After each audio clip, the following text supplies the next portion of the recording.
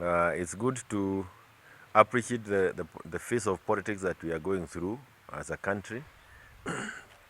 That is the phase of nominations, and unknown to many, what we are seeing is the entrenchment of the handshake. The issue of handshake started in 2017 between our president, His Excellency Uhuru Kenyatta, and the former Prime Minister, Raila Odinga. And many of us kept saying that we need to entrench the issue of the handshake, that we need to take the issues of handshake to the counties, to mashinani.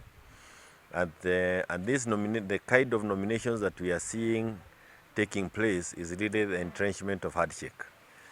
And we want to commend the president and the former prime minister for having set the stage where people can now sit and agree, even when there is very serious political disagreement.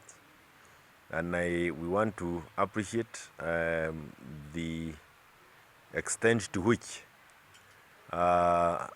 negotiations have become part of our nomination processes. You remember before, in the 2017 and before, we only knew one way of nomination, that is going to the ballot, and we used all manner of crude approaches, and eventually it contributed to the insecurity into the country. That process also slowed down economic growth and all the things that come with it, including killing the confidence of our investors.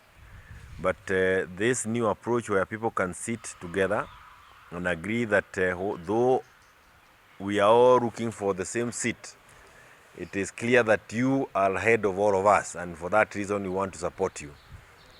That's something that we need to applaud as a country, and we need to really thank those political leaders who have seen it necessary to sit around the table and agree on how to move on.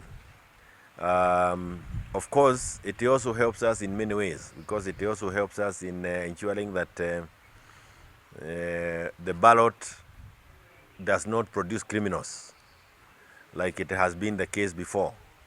Because when you are running around with cartons, wengine wako na carton ya Omo, Kasuku, Bluebird, and you're all using them as ballot boxes for nominations, that is how some of the criminals eventually ended up in positions of authority in this country. And we must again thank the president and the former prime minister, because they set the stage where we now can sit and agree on how to move forward. Without doubt, if you have doubtful credentials, you'll be hesitant to sit around any table, because if you have doubtful credentials, it means that you cannot pass that first phase of negotiations or nominations. And it is a vetting process. And this is where the question will come. For those who have chosen to go through and become independent candidates, the question that is going to follow after these nominations is, why didn't you allow yourself to be vetted like others? Because this is a very important phase in the politics of our nation. There's something that we call site visit. Okay, that is when unataka kukuja ujione wewe mwenyewe, and I will advocate for you guys to come and view this land for yourself. Tusiseme tu na usiekelee blindly, pia wewe kuja ujione. Every Saturday kuna kuwaga na site visit. Sawa, pale Kencom mnachukuliwa, and for more information just call this number down here, Fervent. They're going to help you with all the details that you want. I can tell you for sure, this place is legit. I can tell you for 100% sure. This place, Fervent, hawezi kutupa. Pesa yako haiwezi potea. Cannot, it can't. Haiwezi.